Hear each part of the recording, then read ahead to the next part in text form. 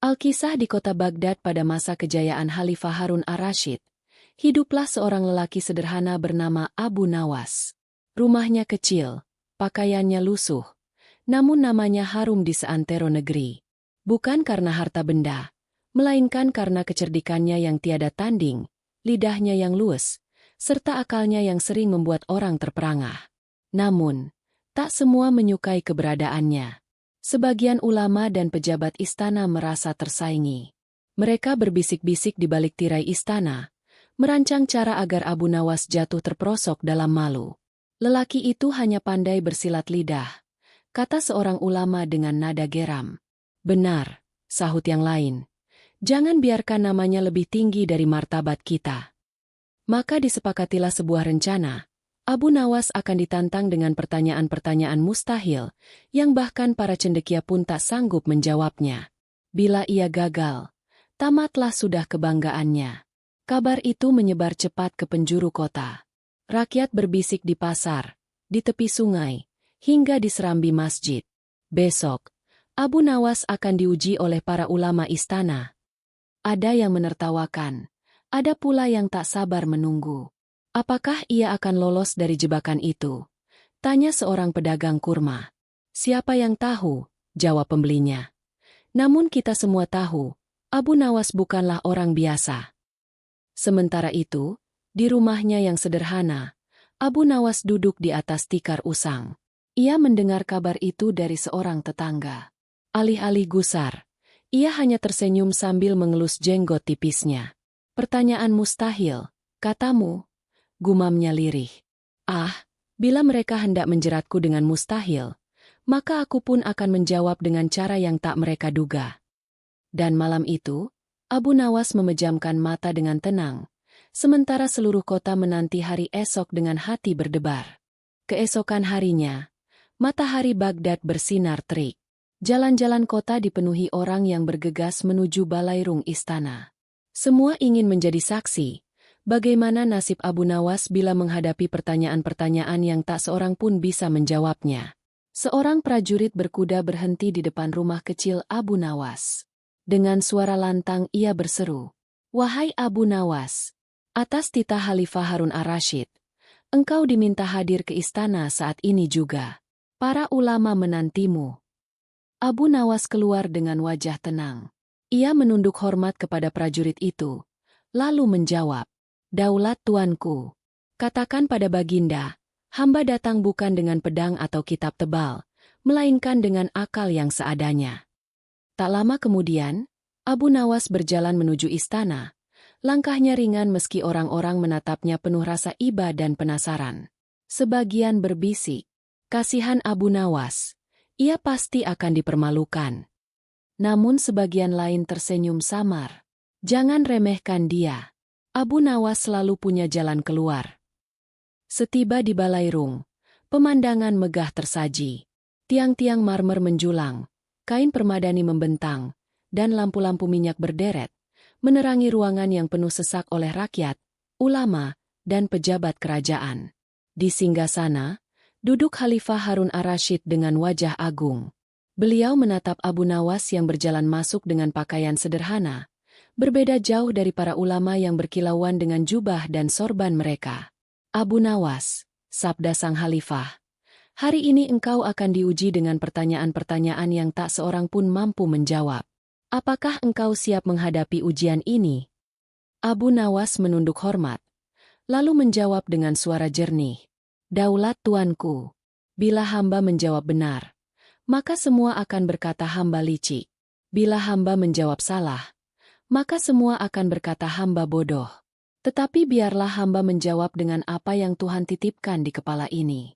Selebihnya, biar rakyat sendiri yang menilai." Rakyat berdesah kagum mendengar keberaniannya. Para ulama saling berpandangan dengan wajah masam. Mereka tak sabar hendak melontarkan pertanyaan-pertanyaan mustahil itu. Khalifah mengangkat tangan, memberi isyarat. "Baiklah, mulailah ujian ini. Ajukan pertanyaan pertamamu." Seorang ulama berjubah hijau berdiri.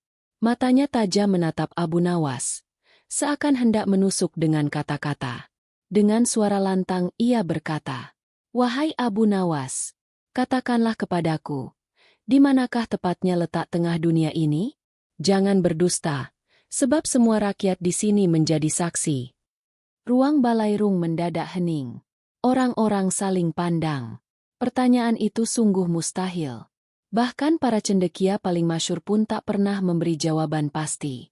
Bagaimana mungkin Abu Nawas, seorang miskin tanpa kitab, bisa menjawabnya? Abu Nawas tersenyum tipis. Ia menunduk sejenak, lalu melangkah ke tengah ruangan. Dengan tenang ia menancapkan tongkat kayunya ke lantai marmer. "Inilah, wahai Tuan Ulama, letak tengah dunia," katanya dengan nada datar. Ulama itu terkejut. "Apa maksudmu? Bagaimana bisa engkau menentukan sembarangan seperti itu?" Abu Nawas mengangkat wajahnya. Sorot matanya penuh percaya diri. "Jika Tuan tidak percaya, bawalah ukuran sepanjang dunia, lalu buktikanlah. Selama Tuan tak bisa mengukur seluruh dunia, tak seorang pun berhak mengatakan bahwa tempat ini bukan tengahnya." Rakyat yang mendengar itu terbahak-bahak. Balairung bergemuruh oleh tawa. Bahkan Khalifah Harun ar-Rasyid tersenyum lebar sambil mengelus jenggotnya. Sementara ulama berjubah hijau itu terdiam. Wajahnya memerah, tak sanggup membantah. Sebab logika Abu Nawas, meski sederhana, tak terbantahkan.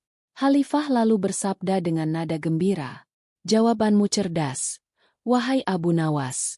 Pertanyaan pertama telah engkau lalui. Kini, siapa yang hendak melontarkan pertanyaan berikutnya?" Para ulama lain saling berpandangan. Mereka tahu, permainan baru saja dimulai. Seorang ulama lain, berjubah biru tua, maju ke depan dengan langkah mantap. Wajahnya penuh keyakinan, seolah yakin Abu Nawas akan segera tersungkur oleh pertanyaan berikutnya. Dengan suara berat ia bertanya, "Wahai Abu Nawas, katakan kepada kami semua, berapa jumlah rambut di kepala seekor unta?" Orang-orang terperanjat. Beberapa saling berbisik, sebagian menahan tawa, ada pula yang menggelengkan kepala. "Pertanyaan ini sungguh mustahil," ujar seorang rakyat. "Mana mungkin ada manusia yang bisa menghitung rambut seekor unta?" sahut yang lain. Abu Nawas menatap ulama berjubah biru itu dengan wajah tenang. Senyum nakal tersungging di bibirnya. "Ah, pertanyaan Tuan indah sekali," katanya. "Namun hamba hanya bisa menjawab dengan syarat, bawalah seekor unta ke hadapan hamba, agar hamba bisa menghitung rambutnya satu demi satu." Ulama itu terbelalak. "Mana mungkin aku membawa seekor unta ke balairung ini?" bentaknya. Abu Nawas segera menyambung dengan suara lantang. "Kalau begitu, bagaimana Tuan bisa mengetahui bahwa hamba salah dalam menjawab? Bila unta pun tak hadir di sini, maka siapapun bebas mengatakan jumlahnya berapa saja, dan tak ada yang bisa membantah." Rakyat meledak dalam tawa riuh. Ada yang menepuk-nepuk paha, ada yang hampir terjungkal karena geli mendengar kecerdikan itu. Khalifah Harun ar-Rasyid sendiri tertawa terbahak hingga air matanya menetes. "Masya Allah, Abu Nawas, engkau menjawab pertanyaan paling mustahil dengan akal sehat yang sederhana, namun mematahkan kesombongan para penantangmu." Sementara itu, ulama berjubah biru hanya bisa terdiam, wajahnya merah padam. Ia tak menemukan celah untuk menyerang balik. Khalifah lalu berkata, "Baiklah, pertanyaan kedua telah engkau lalui dengan gemilang. Kini saatnya pertanyaan ketiga, dan aku ingin mendengar jawabannya." Suasana pun kembali hening, menanti jebakan berikutnya. Kini seorang ulama tua dengan janggut putih panjang melangkah maju. Langkahnya lambat, namun sorot matanya tajam. Ia terkenal licik dalam berhujah, dan kali ini ia yakin dapat menjerat Abu Nawas. Dengan suara serak namun lantang ia bertanya, "Wahai Abu Nawas, katakan kepadaku, apa yang sedang aku pikirkan saat ini?" Rakyat serentak bersuara, "Mustahil. Mustahil ada manusia yang bisa membaca isi hati." Beberapa ulama mengangguk puas. Mereka yakin inilah akhir dari kelicikan Abu Nawas. Namun, Abu Nawas tidak gentar. Ia menatap ulama tua itu dari ujung kaki hingga ke sorban di kepalanya. Lalu ia berkata dengan mantap. Tuan sedang berpikir bahwa Abu Nawas tidak akan mampu menebak apa yang ada di pikiran Tuan. Ulama tua itu terhenyak. Wajahnya memucat. Itu hanya dugaanmu, sergahnya. Namun Abu Nawas segera menimpali. Jika benar dugaan hamba, berarti hamba telah menebak isi pikiran Tuan. Jika salah, maka Tuan sendirilah yang berdusta, karena Tuan berpikir hamba tak bisa menjawab. Bagaimanapun juga, hamba menang. Ruang balairung sontak berguncang oleh sorak-sorai rakyat. Mereka bertepuk tangan, tertawa, bahkan ada yang bersujud kagum. Khalifah Harun ar-Rasyid terpingkal hingga bahunya berguncang. Demi Allah yang maha bijaksana, tak pernah aku mendengar jawaban setajam itu. Engkau benar-benar membuat para ulama tak berkutik, Abu Nawas. Para ulama saling berpandangan. Wajah mereka muram. Satu demi satu pertanyaan mustahil patah oleh akal cemerlang Abu Nawas. Namun Khalifah, yang masih terhibur, bersabda, "Jangan berhenti di sini. Masih ada pertanyaan berikutnya. Mari kita lihat, sampai di manakah kecerdikan Abu Nawas mampu bertahan." Seorang ulama muda maju ke depan. Wajahnya penuh semangat. Sorban putihnya masih rapi. Matanya berkilat seakan menemukan akal untuk menumbangkan Abu Nawas. Ia menunduk hormat kepada Khalifah, lalu berkata dengan nada lantang, "Wahai Abu Nawas, katakanlah kepadaku, berapa jumlah bintang di langit pada malam hari?" Rakyat serentak terperangah. Pertanyaan itu terdengar muluk. Jauh lebih gila dari sebelumnya. Tak ada manusia yang bisa menghitung bintang, bisik seorang pedagang roti di kerumunan. "Ini akhir Abu Nawas," sahut kawannya sambil geleng kepala. Namun Abu Nawas tetap tenang. Ia menoleh ke arah langit-langit balairung, lalu memandang ulama muda itu dengan senyum tipis. "Jumlah bintang di langit, Tuan," katanya perlahan, "sama dengan jumlah rambut di tubuh seekor kambing hitam yang tinggal di halaman rumahku." Ulama muda itu tersentak. "Mustahil. Tak ada yang bisa membuktikan perkataanmu." Abu Nawas mengangkat tongkatnya, menunjuk sang penantang. "Benar sekali. Dan sebagaimana mustahilnya engkau membuktikan bahwa jawabanku salah, demikian pula mustahilnya engkau sendiri mengetahui jumlah bintang di langit.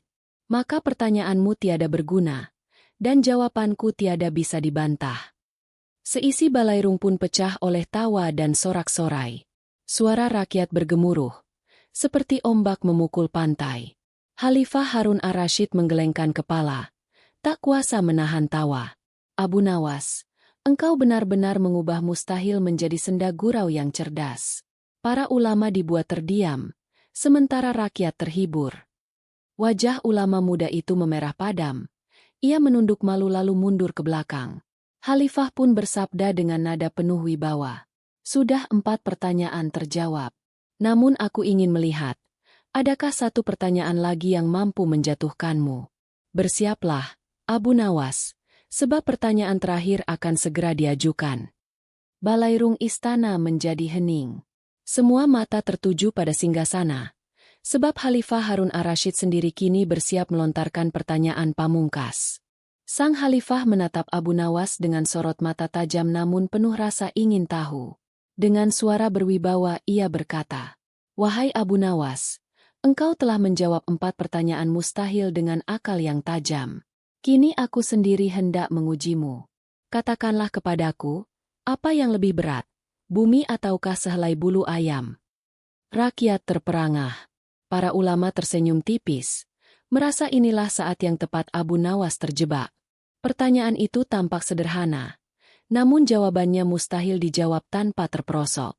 Namun Abu Nawas menunduk sejenak, lalu mengangkat kepalanya dengan wajah berseri. Ia berkata lantang, "Daulat tuanku, sehelai bulu ayam jauh lebih berat, asalkan bumi diletakkan di atasnya." Sejenak sunyi menyelimuti ruangan. Lalu, seolah badai tawa meledak dari segenap penjuru.